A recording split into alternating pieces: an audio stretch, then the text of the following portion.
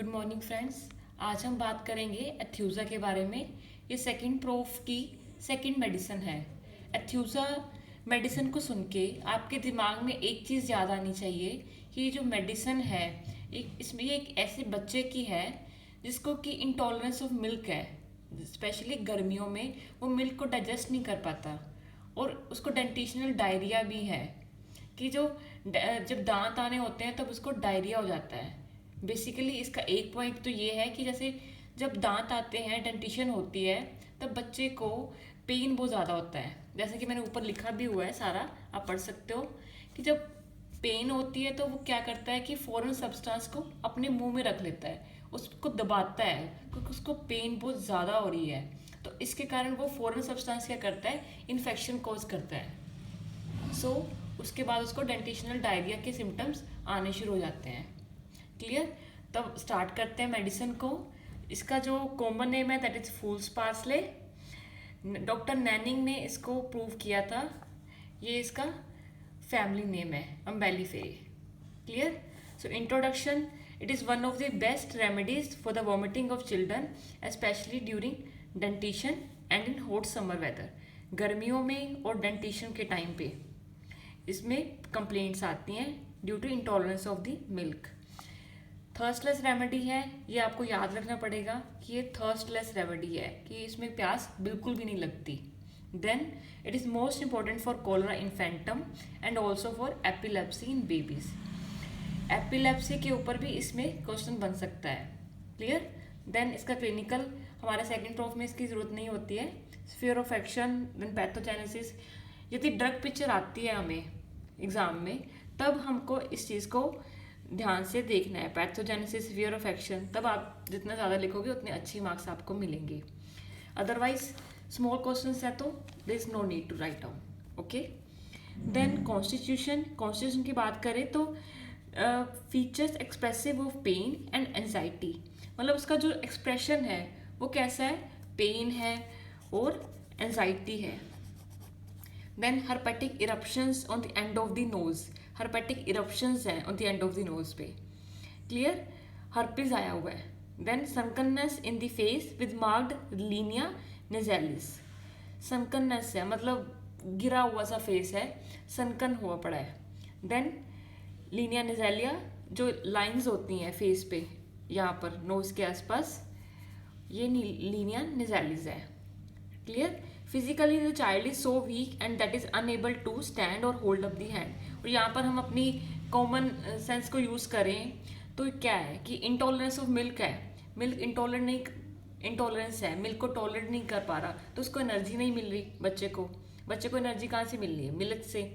तो और बार बार डायरिया हो रहा है, बार बार वॉमिटिंग हो रही है, तो उससे पेशेंट कैसा होगा, वीक होगा और अनएबल टू स्टैंड और होल्ड अप द हेड।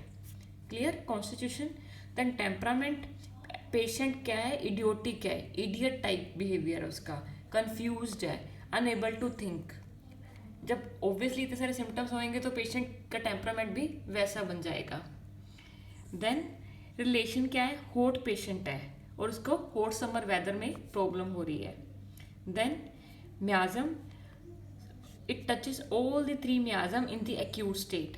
जब इसकी एक्यूट स्टेट होगी तो तीनों म्याजम ही इसमें कवर अप हो जाएंगे। क्लियर? देन आ जाते हैं गाइडिंग सिम्टम्स पे। गाइडिंग सिम्टम्स उन्होंने यहाँ पर डेफिनेशन बताई हुई है कि कैरेक्टरिस्टिक अनकॉमन पिक्यूलियर सिम्टम्स होते हैं which one can make the selection of this remedy.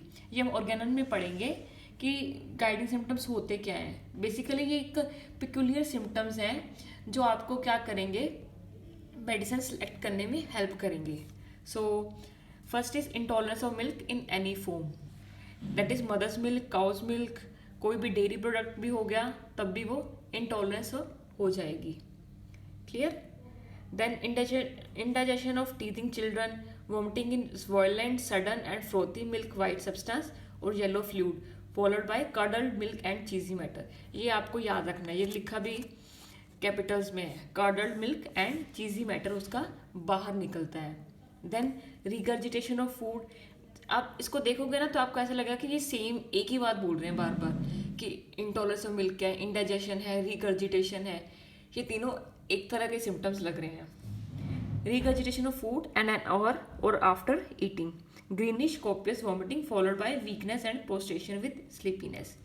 greenish vomiting कब होती है? जब बाइल आता है बाहर, जब बाइल बाहर आ रहा होता है तब ग्रीनिश वॉमिटिंग आती है. Then complete absence of thirst, ये मेडिसन थर्स्टलेस मेडिसन है तो ये आपको याद रखना है. It is very striking in aethusa. Clear. Physically create weakness, वो हमें पता है. The child can neither stand nor hold up the head. Prostration with sleepiness is well marked. So मैंने ऊपर गाइडिंग सिम्टम्स को एक ब्रीफ में लिखा हुआ है कि इंटॉलरेंस ऑफ मिल्क है, थर्स्टलेस है, डिलेड माइलस्टोन्स है, लीनिया निजेलिस है, एपिलेप्सी है, आइज डाउनवर्ड. ये आपको करवाऊंगी अभी. An expression of great anxiety and pain, sunkenness in the face with well-marked linea nizalis. This well-marked linea nizalis symptom is more characteristics of Atheusa than of any other remedy. Mentally, the patient is idiotic, incapacitated to think, and is very much confused. आप देखो कि वही symptoms बार बार repeat हो रहे हैं. Epileptic spasms, यदि आपको आ जाता है कि epilepsy of Atheusa, वैसे तो ये बहुत रेयर है क्वेश्चन आना, लेकिन आपको आ सकता है तो ये आपको लिखना है. With clenched thumbs, red face, fixed and dilated pupils, mouth filled with foam. Obviously जब एपिलेप्सी होती है तो सिम्टम क्या होते हैं कि मुंह में से झाग आता है, फेस रेड हो गया, फिक्स्ड हो गया, प्यूपिल्स डायलेट हो गए, then mouth filled with foam, locked jaw, जो आपका क्या है लोक्ड हो जाता है, एकदम से वो टाइट हो जाता है, with small heart and quick pulse. Most peculiar symptom is eyes are turn downwards.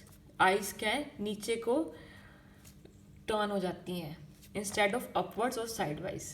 Upward होती है तो हमारे पास मेडिसिन लिखी हुई है बुफुराना. क्लियर. ये आपका वाइवा का क्वेश्चन है, आ सकता है, पूछा जा सकता है. Then 9th is herpetic eruptions on the end of the nose. Mind में क्या है, patient imagines that he sees rat और mouse running across the room.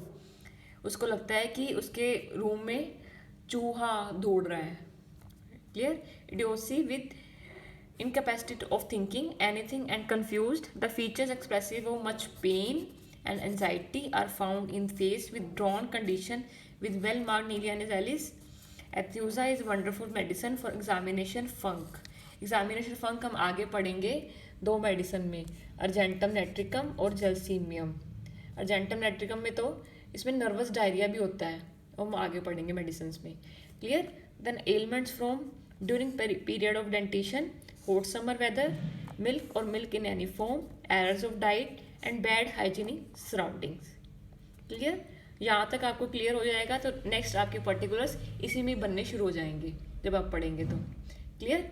So this was all about aethusa. So thank you so much.